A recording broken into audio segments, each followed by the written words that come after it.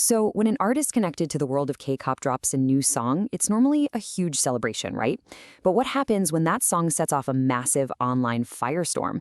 We're going to dive into a debate that has the internet completely divided. Is this a clear case of hypocrisy, or is everybody missing the point?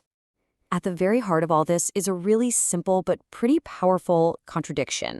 You've got an artist who is a huge advocate for using the Korean language in K-pop, and then she goes and releases a song that's 100% in English. So, how did we even get here, and what does it all mean? All right, so who are we actually talking about here? This is EJAA. And if that name rings a bell, it's probably because she's the incredible singing voice for Rumi in that hit show, K-Pop Demon Hunters. It's that connection, that deep tie to the K-pop world, that makes what she did next so, well, controversial. So when EJA dropped her new solo stuff, the reaction wasn't exactly what you'd call a warm welcome. Instead of just, praise and excitement, she got hit with this massive wave of criticism, a full-on online backlash. And the main accusation you see flying around online is sharp, it's direct, and it usually just comes down to one single word: hypocrite. Ouch. But why? What did she actually do to get people so fired up? Okay, to really get why people are so upset, we gotta rewind a little bit and look at what seems to be a huge contradiction between what she said and what she did. So check this out. This is a direct quote from EJA from an interview she did earlier this year. She said, if it's K-pop, it should include Korean. I mean, you can't really get any clearer than that, right? That's a pretty strong opinion about what makes K-pop, well, K-pop.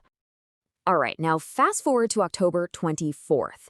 EJA drops her new solo single, In Another World. And at first, fans were super excited. But then they noticed something. Something that seemed to completely go against everything she'd said before.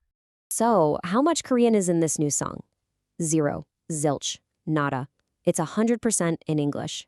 And you can totally see why. From the outside looking in, this looks like a complete 180 on what she said she believed in. And boy, did the internet notice. The reaction was pretty much instant. This one comment really captures what a lot of people were feeling. She literally said Korean artists should sing in Korean more, yet her whole song in English again. You can just feel the frustration in that, can't you?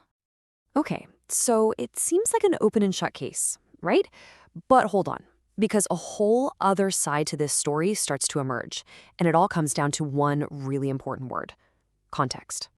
And this is the big question her defenders are putting out there. Is everyone just jumping to conclusions? Without having the full picture? Is there something big that all that initial backlash is missing?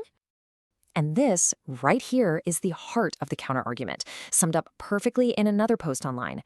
She's not a K-pop idol. This isn't a K-pop song. It really is as simple as that. See, this one comment tries to completely reframe the entire conversation. So let's break down what her defenders are actually saying. What are the facts they're pointing to? First off, EJAIE, she's an American citizen. She's based in Brooklyn, not Seoul. She's on a US record label. And this is the big one, the most important point. They're arguing that her new song, it isn't even K-pop to begin with. And that's really the whole defense in a nutshell.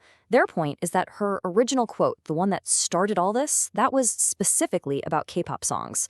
But her new track, they say it's an American pop song, which means if you follow their logic, that rule just doesn't apply. It's like comparing apples and oranges. Okay. So where does all this leave us? Because this whole thing is about so much more than just one artist or one song. It really gets into this way bigger conversation about music, about identity, and about what a genre even means anymore. All right, so let's just lay it all out, side by side. On one side, you have the accusation. She's a hypocrite. Her actions don't match her words. Simple. And on the other side, you've got the defense. It's all about context. She's an American artist. It's not a K-pop song, so the rules are different. And this is why this whole thing is actually a pretty big deal, way beyond just some social media drama. It really shines a light on how much music has changed. I mean, artists and influences are crossing borders all the time now. And those old, neat little boxes we used to put genres in, they're basically dissolving. So, what are the big takeaways here? I think there are three main things to keep in mind. First, context is everything. And in a super fast online debate, it's usually the first thing to get thrown out the window. Second, the lines are blurring. The very definition of a genre like K-pop is changing right before our eyes. And third, an artist's own identity and their background, that's becoming just as much a part of the conversation as the music itself. So all of this really boils down to one final huge question. In this globalized world of ours, with artists from everywhere making all kinds of music, who actually gets to decide what a genre is? Is it the artists, the fans, the critics, the industry? Yeah, there's no easy answer, and it's definitely something to think about.